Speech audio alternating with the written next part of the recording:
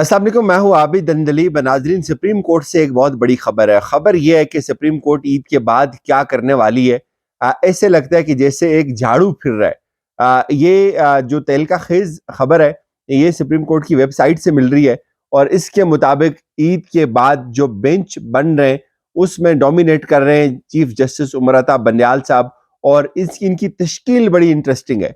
कौन कौन से केसेस कहाँ लगे, ये तफसील है। और इसके साथ साथ एक और बहुत बड़ी वारदात पकड़ी गई है, और वो वारदात ये थी कि इमरान खान को फ्लॉप करना है, उसको पीछे धकेलना है, और उसके लिए एक मोहरा उतारा गया था मैदान में, सिराजुल हक नामी। और वो आज अपने मुंह से ही तमाम वो हकायक उगल गए जिसकी कोशिश की जा रही थी। और इसके साथ साथ इमरान खान का एक और बहुत बड़ा फैसला, जिसने उसके दुश्मनों को एक थोड़ी सी ऑक्सीजन दी थी कुछ घंटों के लिए, लेकिन उसको भी इमरान खान ने एक दफा फिर उनसे छीन लिया है। पहले सुप्रीम कोर्ट की बात करते हैं। आज चूंकि आपको पता है कि सुप्रीम कोर्ट के हवाले से जो बड़ी डेवलपमेंट थी वो यही थी कि जो बिल जिसको सुप्रीम कोर्ट ने मुस्तरद किया था, हुकूमत ने उसको कानून की शक्ल दे दी। और वो एक ऐसा कानून, ऐसा बिल होगा जिसका कोई फ्यूचर नहीं होगा, जिसके ऊपर कभी अमल दरामद नहीं हो सकेगा। वो इनके ख्वाबों की तरह मर जाएगा। लेकिन जब सुप्रीम कोर्ट ने उसको मुस्तरद किया, उसके ऊपर अमल दरामद रोक दिया, उसके बावजूद हुकूमत का उसको गजट नोटिफिकेशन के ऊपर जारी करना, प्रिंटिंग कारपोरेशन को भेजना, उसको मीडिया को रिलीज करना, ये हुकूमत की बदनीति थी। लेकिन उसमें हुकूमत करना ये चाह रही थी कि हुकूमत ने बेंच बनाने का जो इख्तियार था वो उमर अता बंदयाल साहब से छीनना था। लेकिन उमर अता बंदयाल साहब ने एक जबरदस्त स्ट्राइक की है, और स्ट्राइक ये की है कि सुप्रीम कोर्ट में ईद उल फितर की जो तातीलात हैं, उसके फौरी बाद जो बेंच बन गए उनका रोस्टर जारी कर दिया। और वो बहुत इंटरेस्टिंग है। एक तो 26 से 28 अप्रैल तक एक एक स्पेशल और 5 रेगुलर बेंच तश्कील दिए उमर अता बंदयाल साहब ने।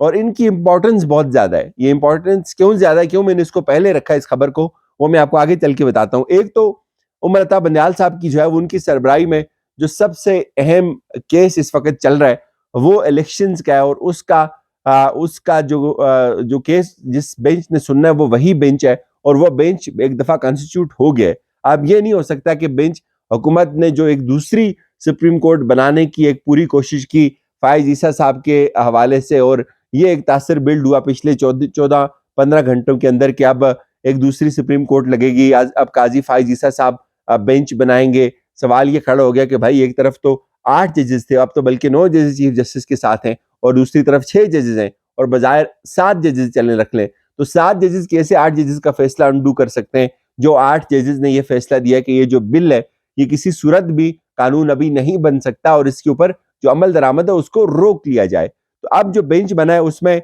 उमर अता बंदयाल साहब हैं, एजाजुल हसन साहब और जस्टिस मुनीब अख्तर साहब हैं। अच्छा, इसके अलावा कुछ और भी हैं बेंच वन में। कुछ और रेगुलर केसेस हैं जिनमें उमर अता बंदयाल साहब के साथ जमाल खान मंदोखेल और जस्टिस अतर मिनल्ला भी शामिल हैं। जस्टिस एजाजुल हसन और जस्टिस मुनीब फारूक तो हैं ही हैं। तो अब ये जो बेंच बनाए, रोस्टर बनाए चीफ जस्टिस ने, इसको जो रिलीज किया है, ये इसलिए इंपॉर्टेंट है और इसकी अहमियत है चूंकि 27 तारीख को आपको पता है रिपोर्ट जमा होनी है। रिपोर्ट ये जमा होनी है कि मुज़ाकरात कहाँ पहुंचे जाकर, और मुज़ाकरात का तो भांडा फूट गया आज। मुज़ाकरात क्या होने थे, खाक मुज़ाकरात होने थे। जिस बंदे को दरमियान में उतारा गया था, जो शहबाज शरीफ को मिला, जो इमरान खान को मिला, कहा जा रहा था कि इसके ऊपर सबका इत्तेफाक होगा, ये बड़ा जेन्युइन बंदा है, मौलवी सिराजुल हक साहब। मौलवी सिराजुल हक साहब जो है वो कह रहे थे कि हम दोनों फ्रीकों को कन्विंस करेंगे। अब उनके मुंह से एक और सच निकला आज। वो ये कहते हैं कि सिर्फ पंजाब में इलेक्शन होने से एहतजाज और खाना जंगी होगी। मतलब मैं ये सोच रहा था जब ये बयान मेरे सामने से गुजरा कि यार जितने भी मोहरे इमरान खान के खिलाफ लॉन्च हुए वो एक एक करके जो है वो धुआं होते गए। और अब ये इतना बड़ा मौलवी बंदा, इसको पता भी है कि हालात क्या है, इसको पता है मुल्क की इकॉनमी किस तरफ जा रही है, इसको पता है कि पिछले 1 साल से इमरान खान के साथ क्या हो रहा है, उसके कारकुनों के साथ क्या हो रहा है, उसके सेनेटर्स के साथ क्या हो रहा है, और क्या मजाल उस तरफ कोई बात की हो। और अब जब सुप्रीम कोर्ट खड़ी हुई तो ये फौरी फौरी सुप्रीम कोर्ट के पास पहुंच गए, और वहां ये कहते हैं कि आप इंटरवीन ना करें, हम सियासतदानों को मौका दें, हम मामलात को ठीक कर लेंगे। भाई आपसे कोई ये पूछे, मैं इसलिए ये इस बंदे को ज्यादा अहमियत इस वक्त दे रहा हूं कि ये मतलब आपको पता चलेगा कि मतलब निजाम ऑपरेट कैसे कर रहा है, आपको ये पता चलेगा कि यार ये जो मोहरे होते हैं ये किस तरह इस्तेमाल किए जाते हैं।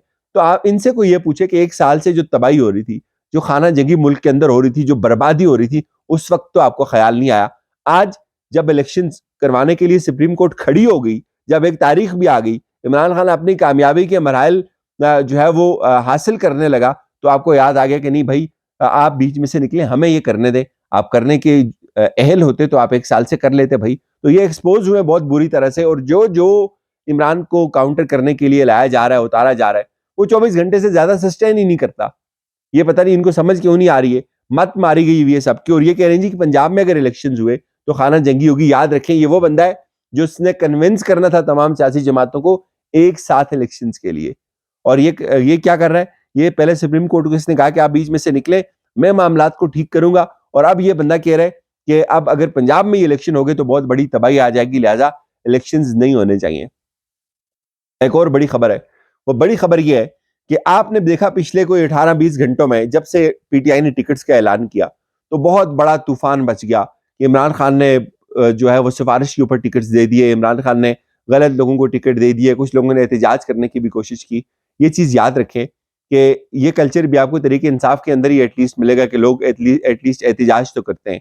लेकिन सलाम है उस बंदे को जिसने 140 मुकदमात भी भुगते हैं, वो इंटरव्यूज भी कर रहा है, कई सौ लोगों के उसने इंटरव्यूज भी किए और उसके बाद टिकट जारी किए। अच्छा, ये चीज अगर आप सियासत को समझते हैं ना, ये होता है कि आप हल्के के अंदर अगर 20 उम्मीदवार होते हैं तो हर बंदे के अपने अपने क्रेडेंशियल्स होते हैं, आप सबको मुतमईन नहीं कर सकते। तो या फिर उसके बाद जो टिकट्स देने के बाद उन्होंने कहा कि मैंने टिकट्स दे दिए, उस इंटरव्यूज करने के बावजूद इख्तलाफात आए, टिकटों की तकसीम के मामले पर कायम की जाने वाली 4 मुफाहमती कमेटियों की जानब से भिजवाई जाने वाली दरख्वास्तों पर नजरसानी के अमल का आगाज मैं कल से करूंगा, जो 26 अप्रैल तक जारी रहेगा।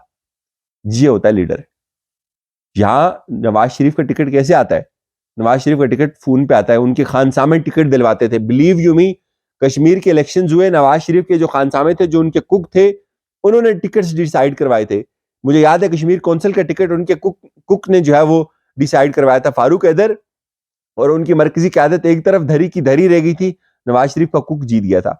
यहां ये बंदा, वो जो कमेटियां बनी है मुफाहमती, उन्होंने जो सिफारिशात मुरतब करनी है उसको भी खुद देख रहा है।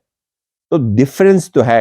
और जो एक लोगों के दिल बड़े खुश हो रहे थे कि भाई अब इमरान खान की पार्टी के अंदर फूट पड़ गई है और टिकट्स गलत लोगों को चले गए, तो और वो फवाद चौधरी साहब का क्लिप भी था, और हमाद अजहर ने खुद अपनी वजाहत जारी कर दी कि मुझे खान साहब ने कहा कि आपकी जरूरत हमें वफाक के अंदर है, ना कि पंजाब के अंदर। हाँ, ये जरूर है, हम उस वक्त बड़ी भरपूर मुखालफत करेंगे। हमने पहले भी की थी जब उस्मान बुज़दार टाइप जो है वो निकम्मा सीएम बनेगा। एक चीज मैं बता दूं, बहुत सारे लोग जो है ना वो ये तारीफ करते हैं कि यार उसने तो एटलीस्ट इस्तीफा दे दिया था। भाई उसकी हैसियत ही कोई नहीं थी, वो इस्तीफा ना देता तो क्या करता, उसने सूबे का बेड़ा गर्क कर दिया था।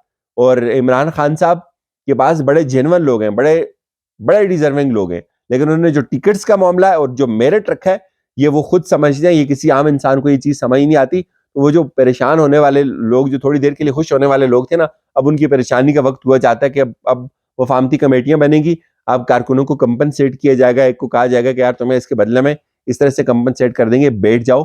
और वैसे भी आपको मैं बताऊं, अगर कोई कारकुन यहां से भी बागी हो गया ना, उसने वैसे भी इलेक्शन लड़ लिया आजाद हैसियत में भी, तो भी उसका कुछ नहीं बनने वाला। ये उनको भी पता है, ये सबको पता है कि ये बहुत इंपॉर्टेंट इलेक्शन है।